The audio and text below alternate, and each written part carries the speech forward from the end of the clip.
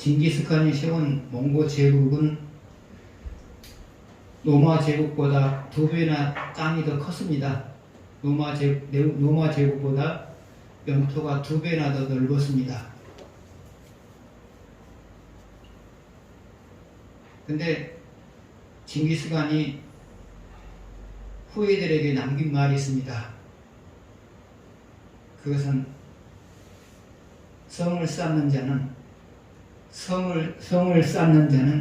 반드시 망하리라.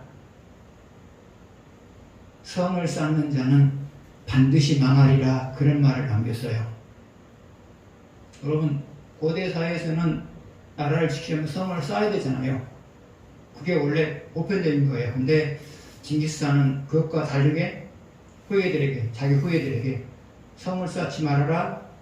성을 쌓는 자는 반드시 망하게 될 거다. 그 말을 남겼어요. 그러면 이 말의 의미는 뭐냐? 현실에 안주하면 망한다. 현실에 안주하면 망하고, 현실에 안주하면 망하고, 끊임없이 더 넓은 영토를 갖기 위해서 싸우면 흥한다. 그 말이에요. 현실에 안주하면 망하고, 더 넓은 영토를 차지하기 위해서 끊임없이 싸우는 자는 흥한다. 그 말이에요.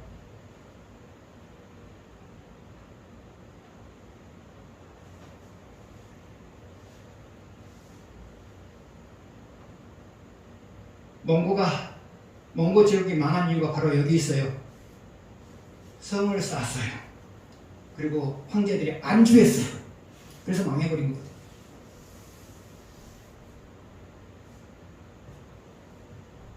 그러면 현실에 안주하면 망하는 이유가 뭐냐? 현실에 안주해버리면 더 나은 역량을 갖고자 하는 노력을 하지 않아요. 노력을 하지 않아요.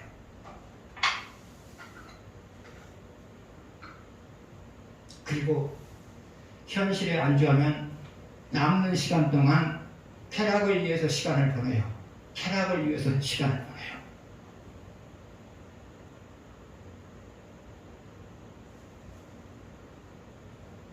또 쾌락을 위해서 시간을 보내다 보면 정사를 돌보지 않게 돼요.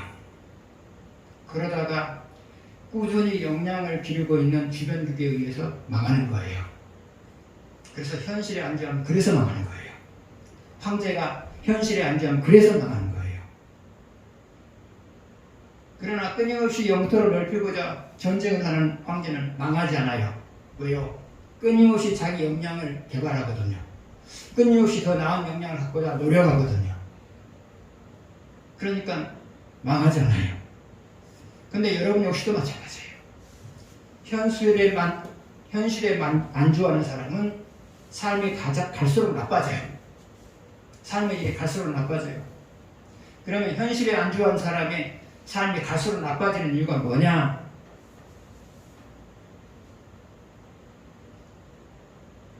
현실에 안주한 사람은 하나님을 섬기되 긴장감을 가지고 섬길 필요가 없어요. 그러다 보니까 신앙까지도 망가져요. 현실에 안주한 사람은 긴장감을 가지고 하나님을 섬기지 않아요. 그렇기 때문에 결국은 신앙까지 망가져버려요. 그래서 삶의 질이 나빠지는 거예요. 그러나 보다 나은 삶을 염두에 두고 노력하는 사람은 보다 나은 삶을 염두에 두고 노력하는 사람은 삶의 질이 개선이 되어져요. 왜 그러느냐? 보다 나은 삶의 질을 염두에 두는 사람은 자기 마음대로 그게 안 되니까 누구의 도우심을 바라요? 하나님의 도우심을 바라죠? 하나님의 도우심을 바라는 사람 절대로 타락하지 않아요. 그래서 하나님의 도우심을 늘 바라는 삶을 살다 보니까 신앙이 항상 살아요. 신앙이 살다 보니까 여러분의 삶도 살만나는 인생이 되는 거예요. 그래서 여러분의 마음속에 보다 나은 삶을 살고자 하는 의지가 없으면 여러분 신앙도 죽어요. 여러분 삶도 죽을 맛이에요. 그런 거예요. 그러나 여러분이 보다 나은 삶을 살아가고자 노력하게 되면 신앙도 살아요. 신앙이 사니까 하나님께서 살만 나는 인생이 되게 만드는 거예요. 그래서 여러분의 마음속에 항상 끊임없이 보다 나은 삶을 살고자 하는 노력이 있어야 돼요. 나는 노인인데 뭘? 그러지 마세요. 노인이시라면 좀 더 건강하게 살려고 마음을 두고 건강을 위해서 노력하는 거예요. 그래서 내 노력 안 되면 그 다음 어떻게 해요? 하나님께 기도하는 거죠. 하나님 인생을 살아낼 만한 건강을 주십시오. 지금 내 나이에 병원 치료를 받아도 내가 인생을 살아내기 버거운 그런 건강입니다. 그럼 그 다음 어떻게 해야 돼요? 하나님 내게 건강 주세요. 인생을 살아낼 수 있을 만큼 하나님을 잘 마음과 섬길 수 있을 만큼 건강 주세요. 라고 기도하면 신앙이 살아야 죽어요. 살아요. 그래서 보다 나은 삶을 살고자 하는 의지가 없는 사람은 신앙도 죽고 인생도 죽을 맛이고, 보다 나은 삶을 살고자 하는 노력을 하는 사람은 신앙도 살고 인생도 살 맛이고.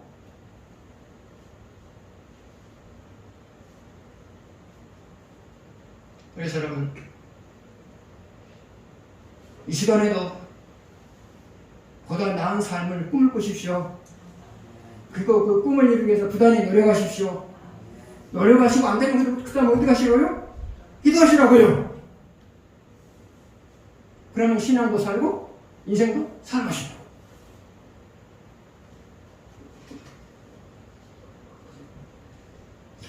오늘 본문의 주인공은 내갑족속이에요. 그럼 내갑족속에 어떤 사람들이냐? 내갑족속들이 어떤 사람이냐? 내갑족속은 겐의 후손이에요. 겐의 후손. 겐족속의 후손이란 말이죠. 근데 이 겐족속에 속한 사람 중에 여러분이 잘 아는 사람이 누구냐? 모세의 장인 이드로예요. 이드로. 모세의 장인 이드로가 바로 겐족속이에요.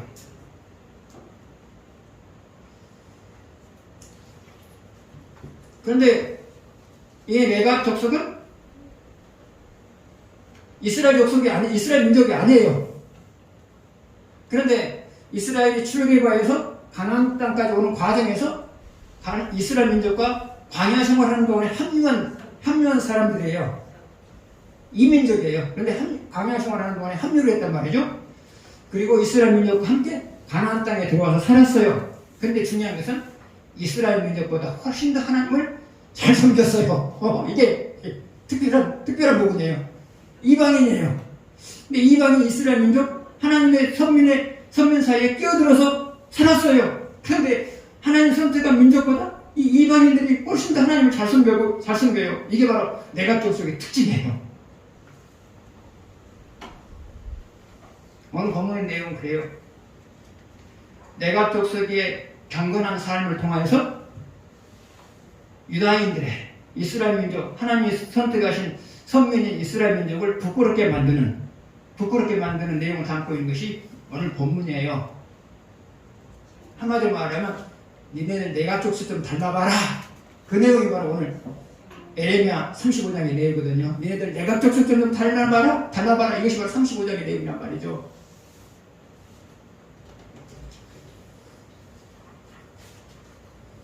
하나님이 어느 날 에레미야 선지자를 불렀어요. 그리고 내갑의 후예들을 데려다가 포도주를 마시게 한번 해봐라. 포도주를 한번 마시게 해봐라. 그래서 에레미야가 내갑족속을 다 데려다가 한 곳에 모아놓고 포도주를 주면서 포도주를 마셔라고 말해요. 이것에 대해서 반응하고 있는 것이 오늘 본문의 핵심이에요. 포도주를 마셔봐라. 그랬을 때 여기에 대해서 이제 내갑족속들이 반응을 하거든요. 그 반응이 오늘 우리가 말씀을 전하고자 하는 핵심적인 내용이에요. 그 반응은 무엇이었느냐? 먼저 6절 한번 같이 보실까요? 6절 같이 읽겠습니다. 그들이 이르되 우리는 포도주를 마시지 아니하겠노라. 레갑의 아들 우리의 손주 요나답이 우리에게 명령하여 이르기를 너희와 너희 자손은 영원히 포도주를 마시지 말며 포도주를 마시지 말라. 포도주 한번 마셔봐라. 그러니까 우리는 못 마신다. 왜냐하면 우리 선조인 요나답이 내가의 후손들은 포도주를 영원토록 마시지 말라고 했기 때문이다. 그래서 안 마신다는 거예요.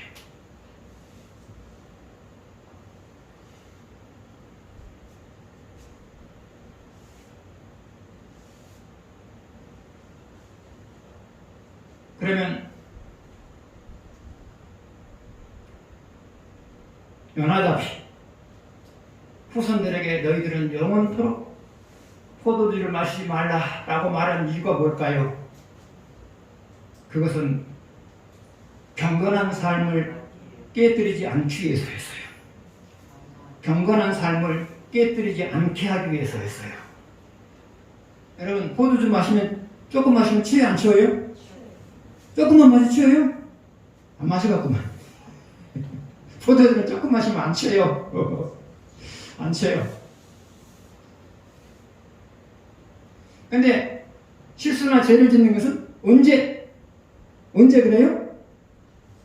포도주를 마시고 취했을 때 실수하거나 죄를 짓죠? 근데 오늘 말씀 보기는 마시지도 말라 그랬단 말이죠? 왜 그랬을까요? 한 잔 마시면 두 잔 마시고 그러다가 어느 때는 절제가 돼요? 근데 어느 순간에는 마시다 보면 계속 마셔요. 그래서 포도도 조금 마시면 안 취해요. 그런데 그럼 죄 안 취잖아요. 근데 한 잔 마신 때로는 한 잔 마시고 취하기 전까지만 마시고 안 마신단 말이죠. 근데 사람이 항상 그렇게 되나요? 아니요. 안 돼요. 맛이 들다 보면 그만 마셔야지 그러면 또 마셔요. 그러다 보면 취하죠. 취하면 그 다음에는 실수하거나 지리잖아요. 그래서 아예 포도주 마시지 말라고 하는 것은 아예 취할 수 있는 상황을 만들지 말라는 말이죠. 취할 수 있는 상황을 만들지 말라는 말이죠.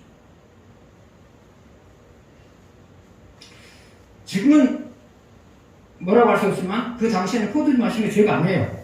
그냥 물이 부족하니까 미리 만들어놨다가 너는 그 정도로 생각할 것이 음료수로 생각하는 거지 그 당시 세계에서는 포도주 마시는 게 죄가 아니란 말이죠. 물론 많이 마시면 문제가 다르겠죠.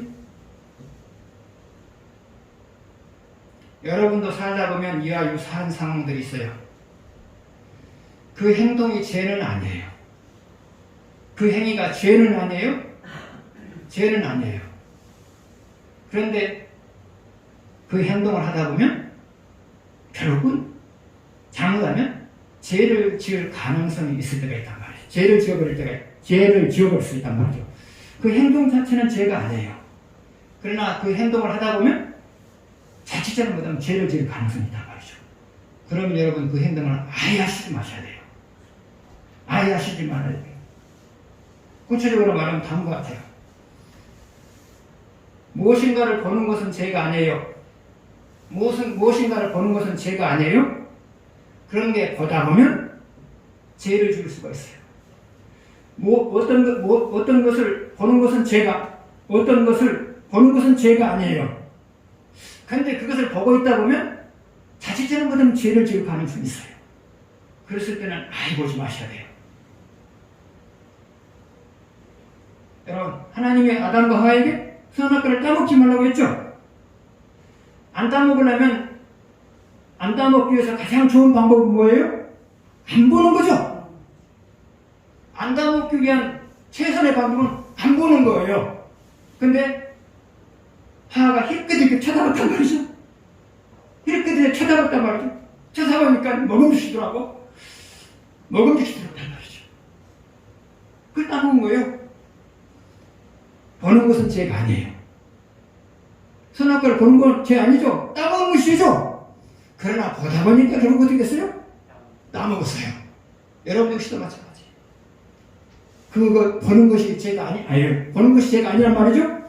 근데 보다 보면 죄를 지어요.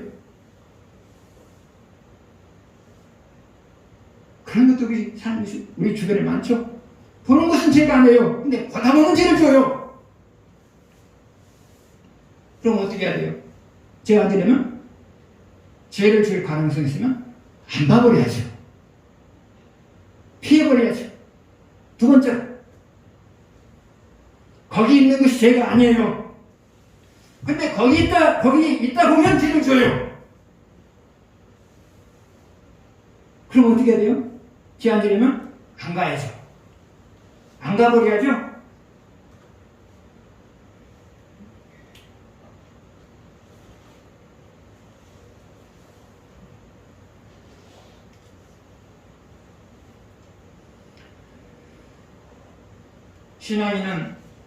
신앙인이 경건하게 살려면 고민해야 돼요. 내가 어떻게 하면 덜 죄를 지을까? 이 고민을 하셔야 돼요. 이 고민이 없이 살아가는 사람은 죄에 대해서 속수무책을 당하는 거예요. 이 고민이 없이 살아가는 사람은. 사단의 표적이에요. 이런 사람은 사단의 표적. 그래서 여러분 고민하셔야 돼요. 한번 죄를 지었으면 고민하셔야 돼요. 다음에 죄를 안 지려면 내가 어떻게 사전에 조치를 취해야 될까? 내가 오늘 죄를 지었어요? 죄를 진 다음에 회개해. 잘못했어요. 그것을 끝나면 안 돼요. 그 다음에 어떻게 하라고요? 내가 이 죄를 반복하지 않으려면 내가 어떤 사전 준비를 해야 될까? 내가 이 죄를 짓지 않으려면 어떤 사전 준비를 해야 될까? 이런 고민을 하셔야 돼요. 이런 고민 없는 사람은 또 또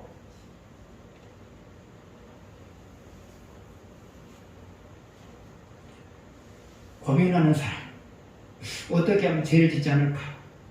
어떻게 하면 말씀을 실천하면 살 수 있을까? 이 고민을 하는 사람들. 이 고민을 하는 사람들이 바로 경건하게 살아가요. 여러분 그러셔야 돼요. 그러셔야 된단 말이죠. 경건한 삶이라고 하는 것은 이 땅에서 복을 받기 위한 준비고요. 하나님 나라에서 상급을 받을 수 있는 준비예요. 여러분, 똑같은 정기예금을 해도 기간이 긴 사람이 훨씬 더 이자가 많죠? 오랫동안 저축해 놓은 사람이 훨씬 더 이자가 많잖아요. 여러분 좀 더 연세 드셔가지고 내가 그때 경건하게 살 걸 그러시면 벌써 늦잖아요. 지금부터 경건하게 사십시오. 어떻게 하면 내가 죄를 짓지 않을까? 어떻게 하면 내가 순종하면 살 수 있을까? 이 고민이 있어야 돼요. 이 고민이 없는 사람은 신앙생활을 제대로 안 하는 사람이에요. 신앙생활을 포기한 사람은 똑같아요. 이런 고민 있으시죠? 없으면 안 돼요. 이 고민이 없는 사람은 신앙생활을 이미 포기한 사람이에요.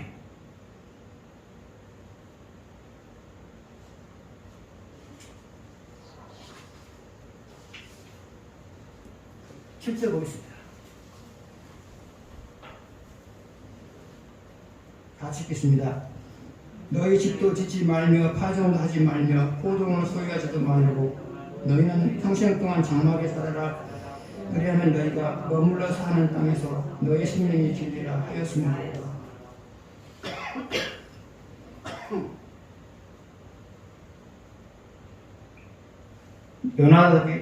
요나답이 내가 후손들에게 하지 말라고 하는 그 두 가지를 더 첨부하고 있는 내용이 바로 7절의 내용이에요. 그러면 요나답이 후손들에게, 레바의 후손들에게 하지 말라고 하는 것은 두 번째로는 뭐냐?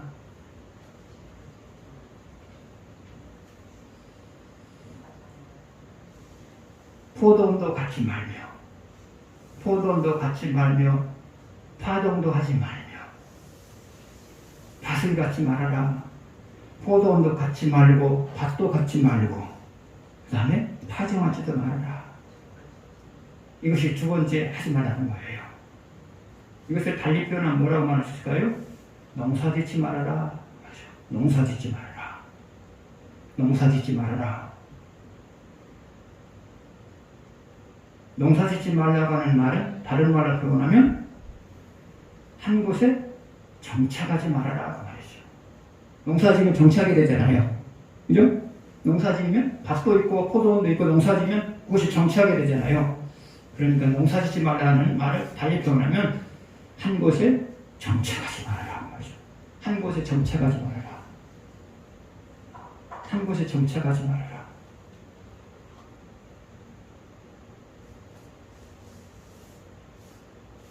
두 번째로, 세 번째로 하지 말라고 하는 것이 뭐냐? 8절, 7절 앞으로 보게 되면 집도 짓지 말고 그 다음에 10절 뒷부분에 보게 되면 어디서 살아라? 장막에서 살아라. 장막이 뭐예요? 천막으로 지은 집이에요. 이게 장막이에요. 집을 짓지 말아라. 천막에서 살아라. 이게 무슨 말일까요? 한 곳에 머무르지 말고 처지를 따라서 끊임없이 이동하면서 살아가라 그 말이죠. 처지를 따라서 이동하는 사람은 집을 지으면 안 되죠. 무엇을 갖고 다녀야 돼요? 천막을 갖고 다녀야 되죠. 그래서 이 말은 한 곳에 머무르지 말고 끊임없이 이동하면서 살았으면 좋겠다. 이동하면서 살아라. 첫 번째도 농사 짓지 말아라. 그 말은 한 곳에 머무르지 말고 끊임없이 이동하면서 살아가라. 똑같은 말이에요. 그러면 한 곳에 머무르지 말고 끊임없이 이동하면서 살아라고 한 이유가 뭘까요? 한 곳에 머무르면 누구하고 접촉을 해요? 이웃 사람들하고 접촉을 하죠. 한 곳에 머무르면 이웃 사람들하고 접촉을 하죠. 접촉을 하게 되면 당시 타락한 사람들의 문화와 접하게 되고 접하다 보면 신앙의 순수성을 잃어버리는 거죠. 그래서 한 곳에 머무르지 말고 격리되어서 한 곳에 머무르지 말고 격리되기 위하여서 끊임없이 이동하면서 살아가라. 이 말이 그게 뭐냐? 타락한 문화에 물리지 말고 신앙의 순수성을 유지하면서 살아라. 타락한 문화에 물들지 말고 신앙의 순수성을 유지하면서 살아가라. 그 말이에요, 여러분.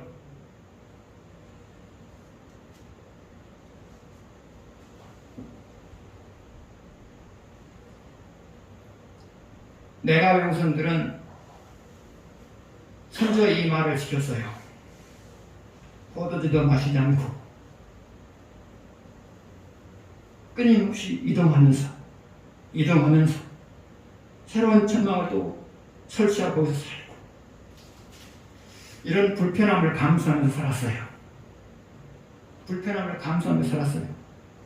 이런 불편함을 감수하면서 산 이유가 뭐예요? 그들에게는 삶이 불편하다 할지라도 내 신앙을 간수하면서 살아가는 것이 더 귀하게 여겨졌기 때문에 그런 불편함을 감수한 거예요. 여러분, 신앙의 순수성을 유지하려면 사는 것이 불편해야 돼요. 늘 신경 써야 되고요. 불편해야 되고요. 그래야 돼요. 삶이 편하면 신앙생활 안 되는 거예요.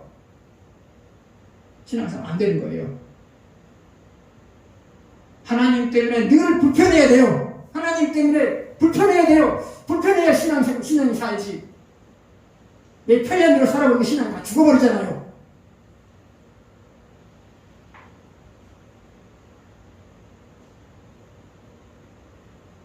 신앙을 간수하시려면 하나님 때문에 불편하게 사십시오.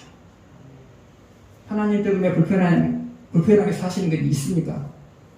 없으면 곤란해요. 신앙이 서서히 죽어가고 있는 거예요. 하나님 때문에 불편해야 돼요. 그러면 그 불편함 때문에 여러분 신앙이 사는 거예요.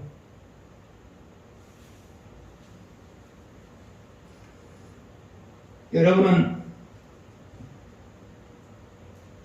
어쩔 수 없이 안 믿는 사람들과 더불어서 살아가야 돼요.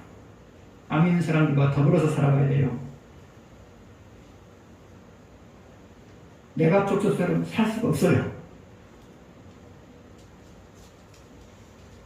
그러면 우리가 안 믿는 사람들과 어울려 살면서도 신앙의 순수성을 유지할 수 있는 방법은 무엇일까요? 그것은 격리되어야 될 때는 확실하게 격리되는 거고요. 격리되어야 될 때는 확실하게 격리되는 거고요. 어울려야 될 때는 어울리는 거예요. 이것을 잘해야 돼요. 격리되어야 될 때는 확실하게 격리되고요. 어울려야 될 때는 어울리는 거고요. 이것을 잘 구별하시면 여러분이 신앙이 살아요. 그러면 여러분이 격리되어야 될 때는 언제이냐? 안 믿는 사람과 격리되어야 될 때는 언제이냐?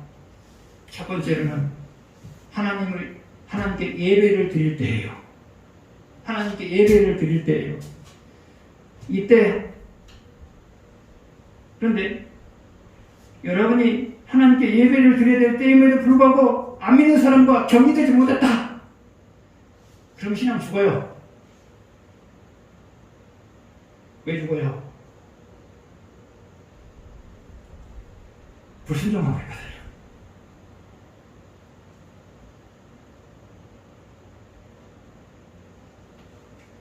두 번째로 여러분이 격리되어야 될 때가 언제이냐? 내 기도 시간을 지켜야 될 때예요. 내 기도 시간을 지켜야 될 때는 격리되어야 해요. 어떤 소중한 사람이 할지라도 내가 기도하는 그 시간만큼은 그 사람은 격리되어야 돼요.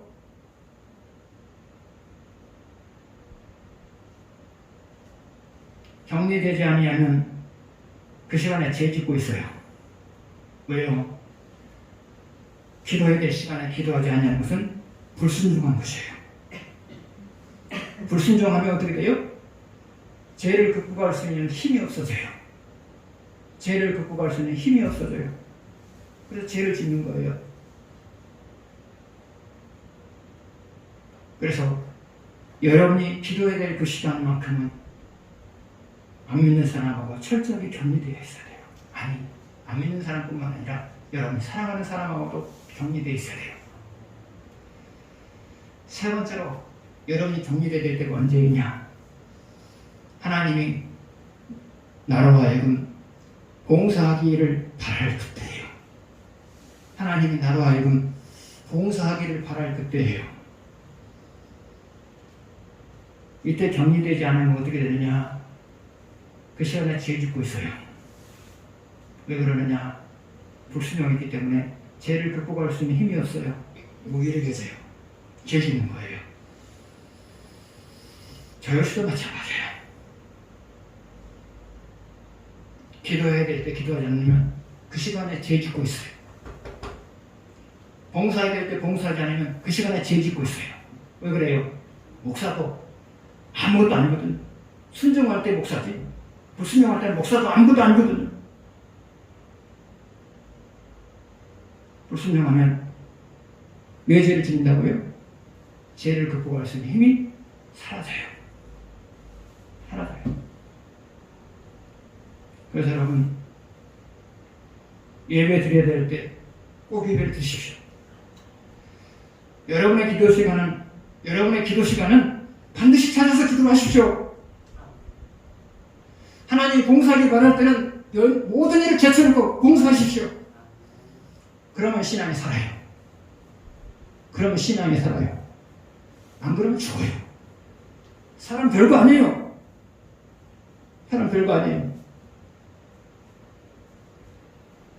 자, 그러면 내가 족속들이 선조 요나단이 말한 것대로 살았을 때 어떤 일이 발생했느냐? 7절 마지막 부분이에요.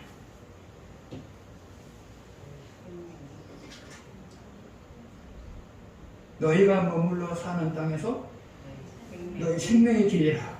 너희가 머물러 사는 땅에서 너희 생명이 길리라. 요나답이 얼마만큼 신앙이 좋은 사람이라는 것을 보여주는 대목이에요. 니네들이 이 세 가지 약속만 지키면서 살아가게 되면 신앙이 살 거다. 너희가 사는 땅에서 생명이 길리라. 생명이 긴다고 하는 것은 뭐예요? 첫 번째로는 신앙이 산다는 거죠. 신앙이 산다. 두 번째, 생명의 길이라 이 말의 의미는 뭘까요? 행복에 살게 될 거다. 행복에 살게 될 거다. 그 말이거든요. 시대 상황이 아무래도 시대 상황이 아무래도 니네들만큼 행복이 될 거다. 니네들만큼 행복이 될 거다. 시대 상황이 아무래서 사람들이 안 된다고 해도 니만큼은 잘 될 거다. 니네들만큼은 잘 될 거다. 이게 그 말이거든요, 여러분.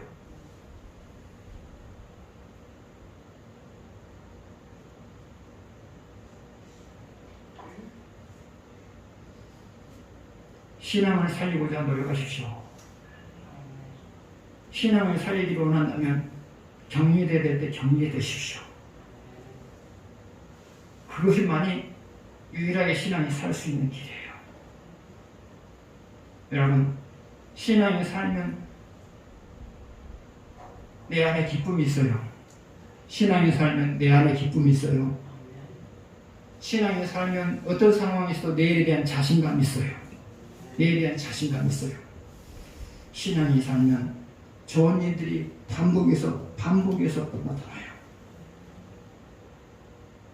여러분, 항상 격리돼야 될 때 격리됨으로 인해서 여러분의 삶 속에 항상 마음이 편안하고 항상 마음이 기쁘고 내일에 대한 자신감이 좋은 일들이 반복되는 그런 삶이 되었으면 좋겠습니다.